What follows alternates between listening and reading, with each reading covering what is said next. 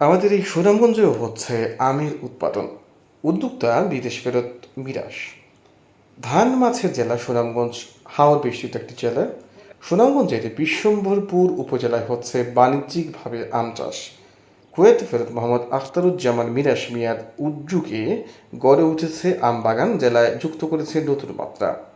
সরেজমিনে দেখা গেছে বিদেশ ফেরত এই উদ্যোক্তার দুটি আম বাগানে বিভিন্ন জাতের সুস্বাদু আমের সংগ্রহ রয়েছে। হাওর বেষ্টিত জেলাটিতে বড় পরিসরে কিংবা বাণিজ্যিকভাবে এটি প্রথম প্রথম উদ্যোগ। সফল এই উদ্যোক্তার এই উদ্যোগে প্রশংসায় পঞ্চমুখ এলাকার মানুষ। অন্যদিকে এই মধু মাসে এই সময়ে বাজারে ভরপুর রয়েছে দেশীয় ফল ফ্রুটে।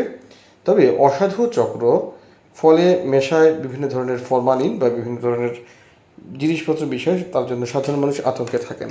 তাই ক্রেতারা ফরমালিন মুক্ত ফল সংগ্রহ করতে দেশের বিভিন্ন প্রান্ত থেকে তারা সরাসরি বাগান থেকে ফল সরবরাহ করে তাদের সাথে যোগাযোগ করেন।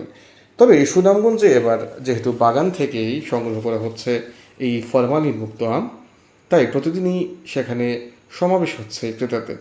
মোহাম্মদ আখতারুজ্জামান মিরাজ জানিয়েছেন, চলতি বছর 170 মন আম উৎপাদনের লক্ষ্যমাত্রা নির্ধারণ করা হয়েছে, যার বর্তমান বাজার মূল্য 4 থেকে 5 লক্ষ টাকা। জেলা সদরের লাগোয়া উপজেলার বিশ্বম্ভরপুরের 3 নম্বর ও ধনপুর ইউনিয়নের চীনাকান্দি গ্রামে এই বাগানের অবস্থান।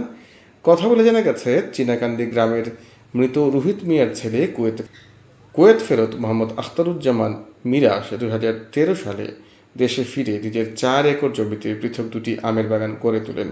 মিনাস মিয়া জানান, 2013 সালে রাজশাহীর এক বন্ধুর বাড়িতে বেড়াতে গিয়ে রাজশাহীর বিভিন্ন আম যেমন হিমসাগর, লখনা, ফজলি আম, রূপালী, আশিনা সহ বেশ কয়েক জাতের আম দেখে তিনি আম চাষের পরিকল্পনা করেন।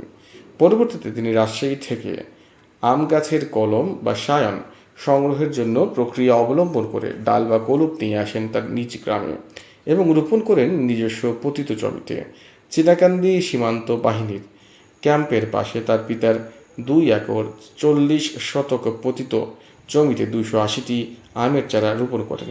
ভালো ফলন লক্ষ্য করে চাষে উৎসাহ বোধ করেন এবং মিরাজতে কিছুদিন মধ্যেই গ্রামের পাশে মধ্যনগরে আরেকটি 1 একর 40 শতক পতিত জমিতে আরও 120টি আমের চারা রোপণ করেন।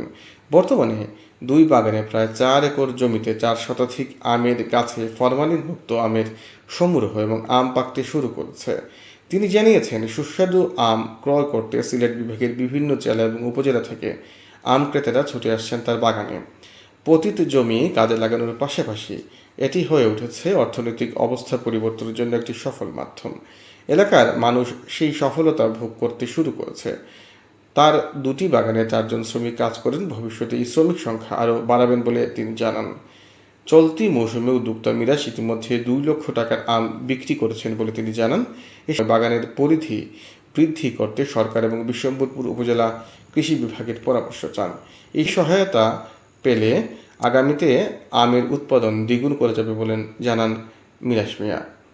বাগানের সম্পৃক্ত শ্রমিকরা জানান, আমের বাগানে কাজ করে তারা পরিবার পরিজন নিয়ে স্বাচ্ছন্দ্যে জীবনযাপন করছেন। 3 নং ধনপুর ইউনিয়ন পরিষদের চেয়ারম্যান মোহাম্মদ মিলন মিয়া বলেন, আমাদের এই জেলায় এটিই একমাত্র আম বাগান যেখানে বিভিন্ন জাতের সুস্বাদু 2টি আমের বাগান রয়েছে। স্থানীয় কৃষি বিভাগ আম উৎপাদন সঠিক পরামর্শ দিলে বাগান দুটি থেকে জেলার চাহিদা মেটানো সম্ভব হবে।